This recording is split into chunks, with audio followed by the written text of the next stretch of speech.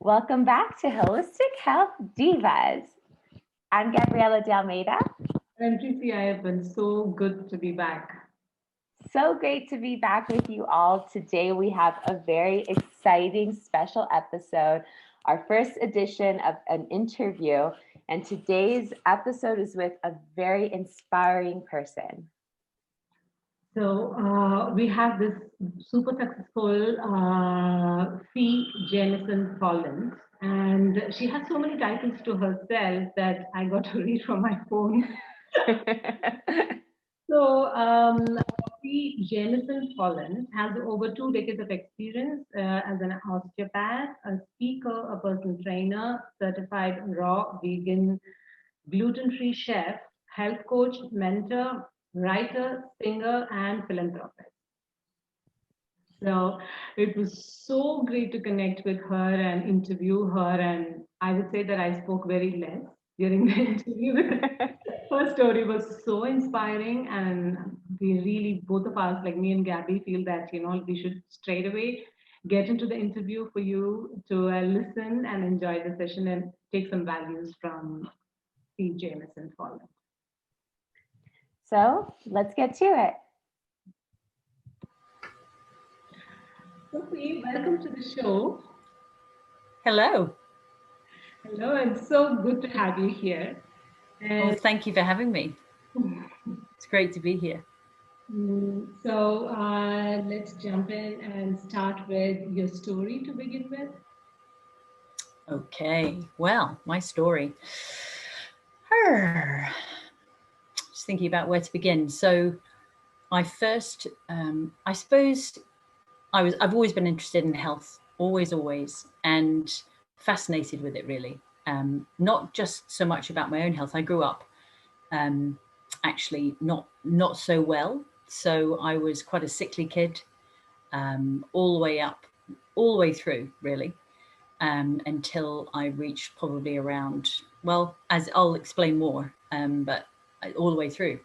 And so what I started to learn a little bit about different needs and different ways of looking at health outside of the pure medical model when my mum started to realize that maybe some of my chronic migraines I was having and bag congestion and sinusitis, and pretty much catching any of the bugs that were going around might be to do with dairy intolerance. So starting to look at allergies. And so she started to look at different ways that she could help me with that, asking around, doing research, and various different herbal tonics that she gave me. And at one stage, we looked at cutting out dairy. So we really cut back on that. So things like that, starting to look at experiment with diet.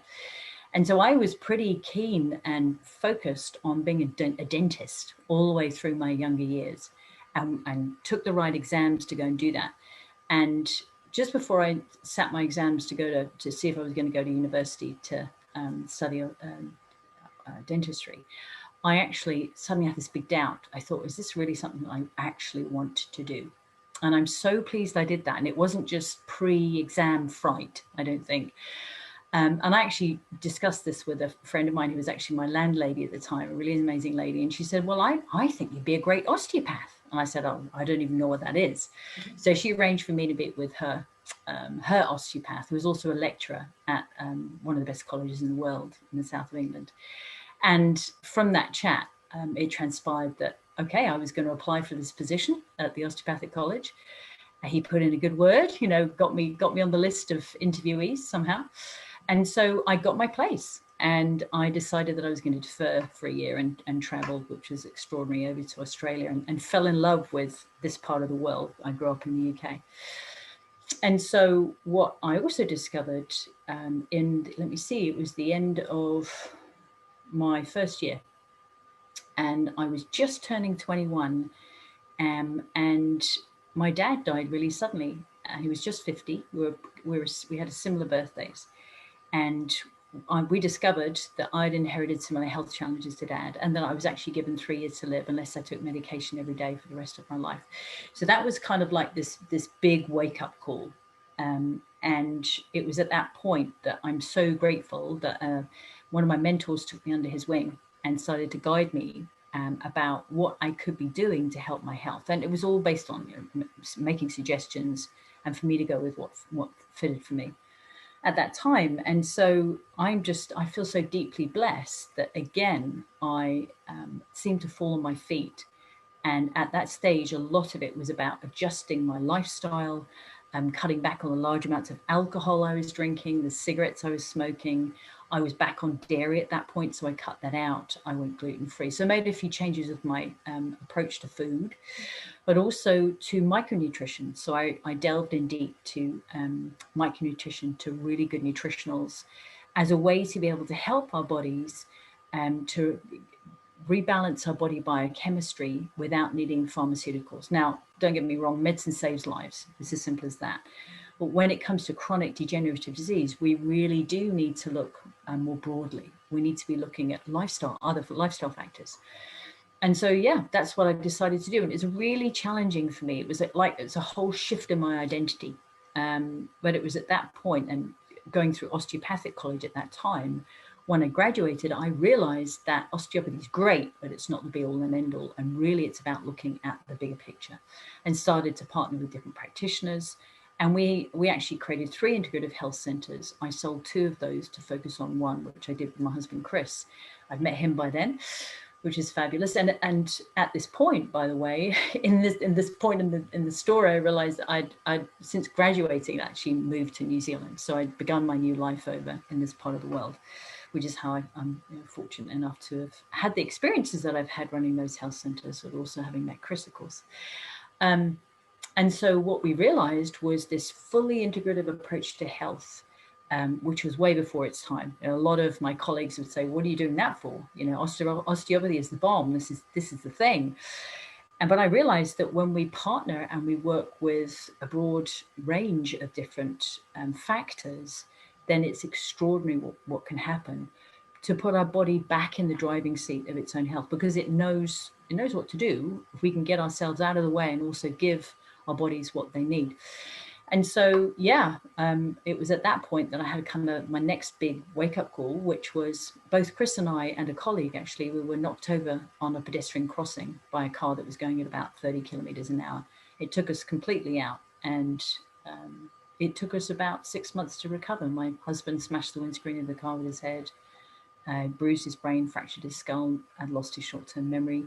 And for me, it really smashed up the left side of my body. I needed to have my knee reconstructed. I had a complex fracture in my left shoulder, and I got a frozen shoulder as that was fixing itself. So we got off lightly, basically, but we needed to sell our practice. We lost our income, and it was kind of ground zero for us. And that's where we realized that, gosh, not only is physical health our number one asset, but what we also realized is that our financial health was shot. You know, we thought we were doing great. We had this business, a traditional business. It was turning over high figures. You know, it was doing well. But we lost that income when we didn't show up to trade our time, basically. It was very much the linear income model. And so for us, that did not represent health. It didn't represent choice and freedom, ultimately. And so all of these elements have kind of condensed in terms of what we're blessed to be, the path we're blessed to be following now, which I feel in many ways I'm really just beginning. You know, it's the beginning in terms of all aspects of health, but that into those kind of the key points for me in my journey. And I suppose that financial health aspect as well. I'd witnessed my dad, this amazing, my hero, you know, who died so young. So physical health, clearly there were gaps there for him, but also financial health. You know, he seemed to work such long hours and we never saw him. So it was this element that I could see of being basically an economic slave. And I thought, oh gosh, you know, I've got these big goals in my life, things that I want to do. And particularly for me, I've always had a real big, strong calling to be able to help beyond my own needs. You know, I remember it so clearly, really feeling this again and again and again, being able to look beyond the end of my own nose. You know, what if it's not just about me? What if it's about contributing to some of these organizations, these philosophies that I really believe in? If I can just get things sorted for myself, and then I can be able to Get back on be of track. service. Yeah, get back on track, but be of service, which is, you know, really the path that I feel, it's one way that I experience happiness. So I trust that helps to give a little bit of a snapshot. That's an incredible story, and I have heard this from you before, and I'm again telling you that I'm so touched by what you went through in the first phase of your life. And so, having gone through so much, and I know your accomplishments, and for the audience, would you talk about your mission? So my mission, basically, I talk about happiness there. The bottom line, whatever it is that we're up to in our lives, whatever our vision, our mission might be, my experience of that, my hallucination, if you like, is, I love how Tony Robbins calls it our hallucination, is that it's about being happy. It's whatever leads us to what we see as being happy.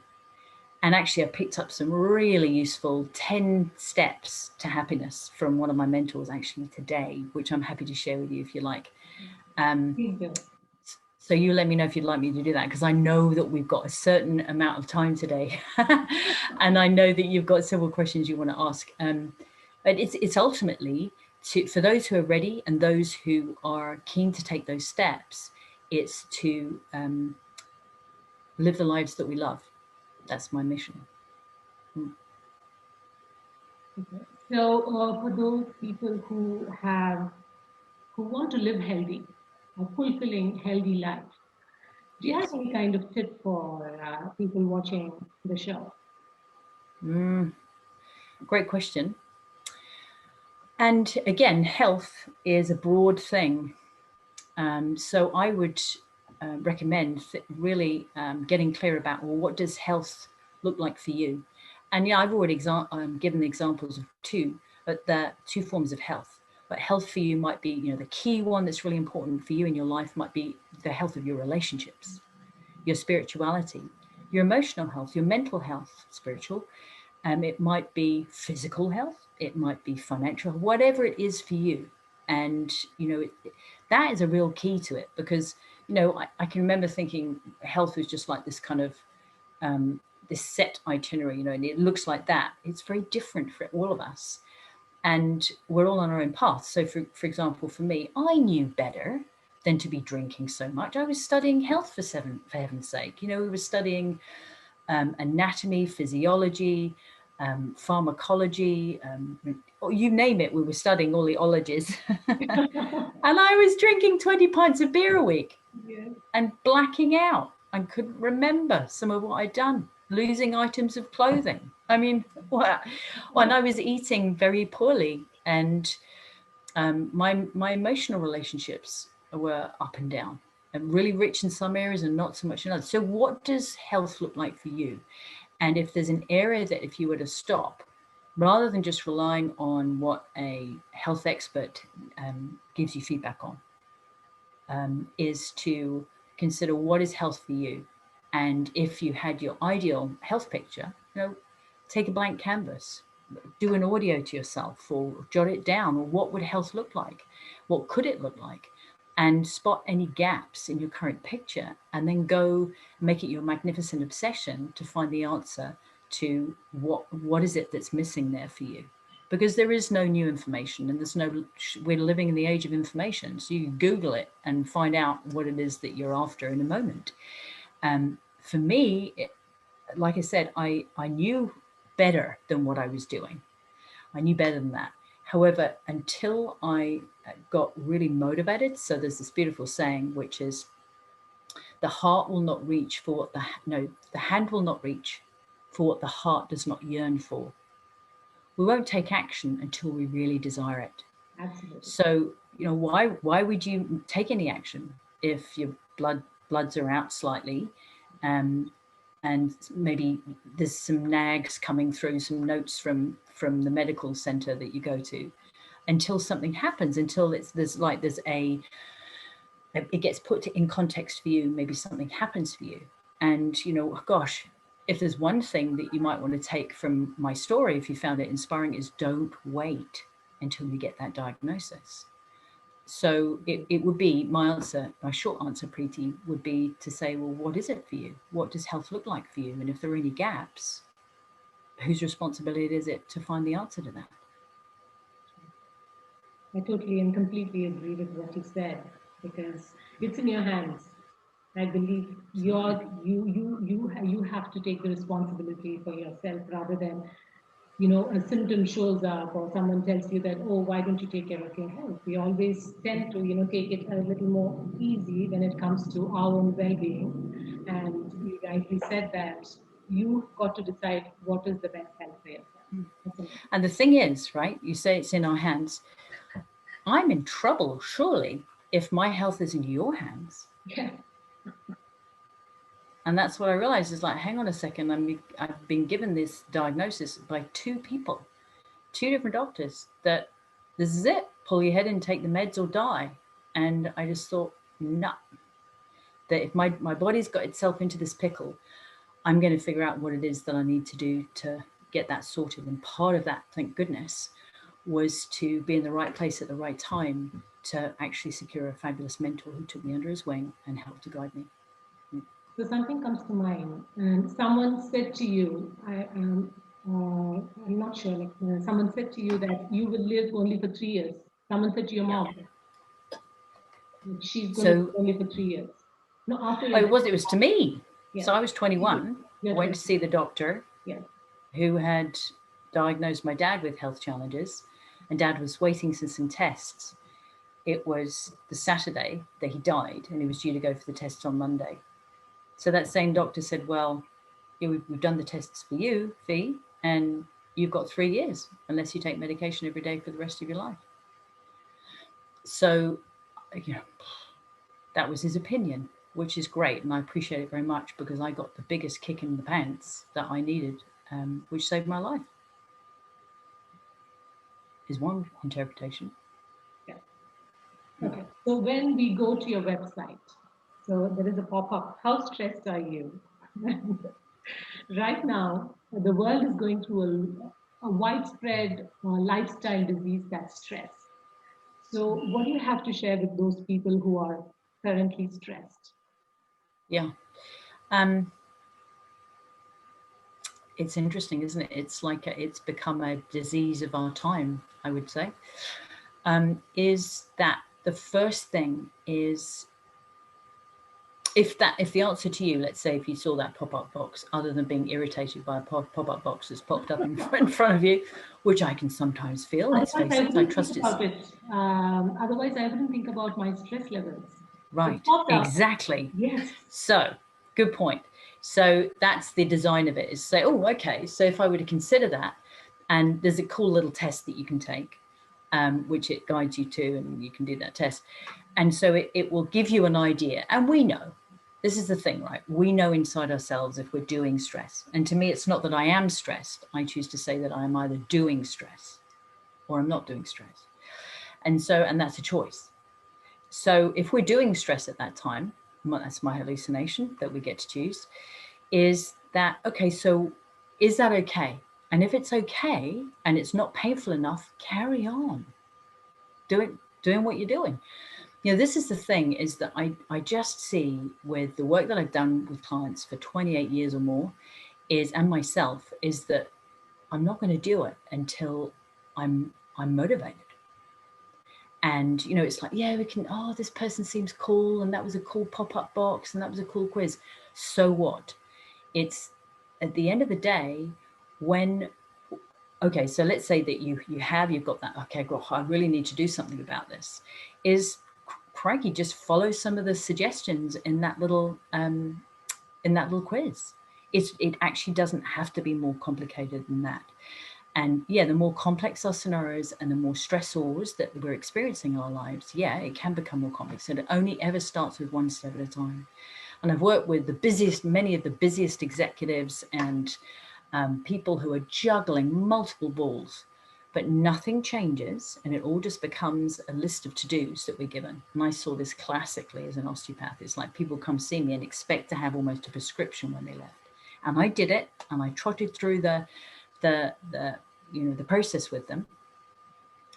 And like I say, my career stopped quite suddenly when they had that accident, and I decided not to go back to full-time practice. I realized that that didn't work. And the reason it doesn't work is because until that's me writing down, okay, I'm really motivated, I'm going to do this. This is my one priority. Rather than my 10, I used to have 10 priorities, for example, or 10 things on my to-do list. And now I have one priority of the hour of the day or whatever it might be. And guess how I feel, or someone would feel, or you would feel, if instead of having 10 things on your to-do list today, you had one priority and you got that priority done, which is the area in your life that will move you forwards closer to your goals by the end of that week or month or quarter. And the same thing is true with our health. So let's say, if it's, for example, at this time of year, a lot of people are thinking, okay, they want to get beach ready in this part of the world. Or they might be thinking about it midwinter, about when they want to get beach ready for when there is that time of the year for them.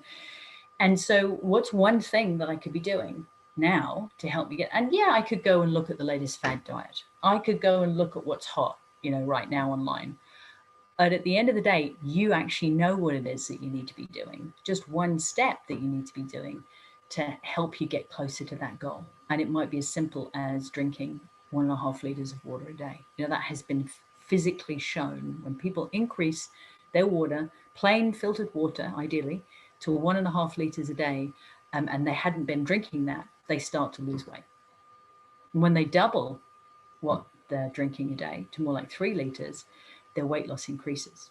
So, and that's been scientifically measured. So it might be something as simple as that. It might be something as simple as walking 3 times a week for half an hour so that we couldn't carry on an easy conversation with someone. So in my opinion and my experience, the simpler the better, if that answers your question. Absolutely. And you mentioned you worked with executives. So could you tell us more about it? What programs do you offer? Yeah, good question. I tend to work on a framework of either working together for 5 months or for 11 months. The people who tend to work with either of those periods, several people so far, and it seems to be quite common, have opted for increasing that and doubling it. So continuing, and so going with like a phase 1 or phase, and then phase 2 and onwards. There's one lady at the moment I'm just creating a summary for, because we're midway through her second phase. So this is midway through her second year of working together. So that's the basic format, and it really is. It has a similar basic format each time, but in terms of how long it takes for each of those phases, that's based on the person. If you think about if we've got ourselves into a pickle with our health, let's say it's our physical health, then and that's taken say 10 years to get to that point, and we're expecting things to turn around in 5 months. Yes, we can start to turn them around, but in terms of noticing changes beyond that, that's where really what it's about is it's building healthy habits that we are in control of, or we're in the driving seat of, and then we can take them forward from there. And I've a couple of programs recently, one in particular, where it's a 5-month program with a lady. She didn't need as many sessions, and she is extremely self-motivated. And what she's doing now is she's growing on what we covered in those 5 months. So it depends on the person. And then I do workshops, which are very much one-offs that are done online or face-to-face. And at the moment, I'm just putting together an e-course, which is a 12-module e-course. So those are a few of the programs. Okay. So who's really pressed with time could go in for your e-course? Absolutely. And which is obviously self-directive, and it's based on you and your own timeline and what it is that you want to be creating. Obviously, all of it is, but that's a lot more self-directed in terms of time. And could you talk to us about Millionaire Academy? Yes. So this speaks into the financial health that I spoke about earlier. So this is something that I'm really passionate about. As I mentioned earlier, it's something that I had an experience of myself, where we all know that there's huge abundance in the air. We know the concept of that, but it's whether or not we're living it. And so what that is it's a passion close to my husband Chris's heart as well. So his background, he's a businessman, he's a qualified lawyer, property investor, share and options trader, business consultant. And what he sees so much is that when it comes to basic financial savvy, understanding basic concepts. These are often missing, but a lot of it is, for many of us, a lot of it also is about mindset and about our relationship and perceptions and concepts around our finances. And so what we do is we work with a group of people all over the world who are motivated and ready to get on their own path to their own freedom when it comes to their finances. And for many people, when they think of freedom, it might be millions of dollars. That's the reason that we've used that that kind of concept. And for us, we've been on that path, and been extremely blessed to experience success in that area for the last, in particular, 17 years or so, ever since Chris and I really began to take steps, probably about more like 20 years, but really take steps with our finances. So if that's something that interests you, then you can see on the website that you can just fill in your details and that comes through to me so that we can have a conversation. Perfect. And the Together Foundation? Yeah, so again, it's on the website in terms of the nitty-gritty of it. But basically, what it is it's a concept which is not new. It's inspired by the Grameen microfinancing concept, which we came across when we learned about women being gifted with, gifted with a loan. So it's not actually a gift, it's a loan. It's only women who receive the loans, but it's based on the handshake being the word of, yes, I'll pay that back. And it's based on women who are ready to take on their own form of business so that they can improve their lives. But they often, and this is part of the reason probably it's with women, is that they have a higher payback rate, success rate, but also it tends to be that they are going to be using what they are creating to raise up. It's a little bit like a rising tide means that all the ships rise. And so it's not just for them, it's for their families, and then it becomes so in the communities. So Muhammad Yunus is the gentleman, a Pakistani, who created this concept quite a few moons ago now. And it's seen extraordinary success, not only in many different countries around the world, third world, first world. And we realized, Chris and I, that we're really ready to contribute here in New Zealand, but there was nothing like this here other than you can take out a loan and then pay a kind of a high interest rate back. And that loan was not necessarily for a way to be able to better yourself or your family financially. And, the ultimate idea with this and where it can really go is to help people become self-sufficient rather than relying on the government. And we're really encouraged with how successful we've seen the model be. At the moment, we're just in the process of securing the right team so that we can really actually implement this. So we've got all the funds in place, which is great. Having done plenty of fundraising, so a lot of the work, all the profits of what I do with my coaching goes to fund the Together Foundation. So it's an area that's really close to our heart. Wow. Okay, so this one I got to read because I'm going to be asking you about a very important endorsement. So endorsed by Dennis Wakely, who's an American motivational speaker, writer, consultant. He has been recognized as the best-selling author of the audio series, The Psychology of Winning. So what do you have to say about being endorsed by America's high-performance coach? You've been endorsed by him. Gosh. And congratulations on that first, because I got to know about it just recently. Thank you. That means a lot to me. Well, really, I don't know that there's anything to say other than that I feel extremely humbled and blessed.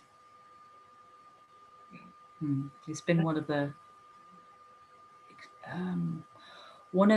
most influential people in my life, and I feel very blessed to know him. That's awesome.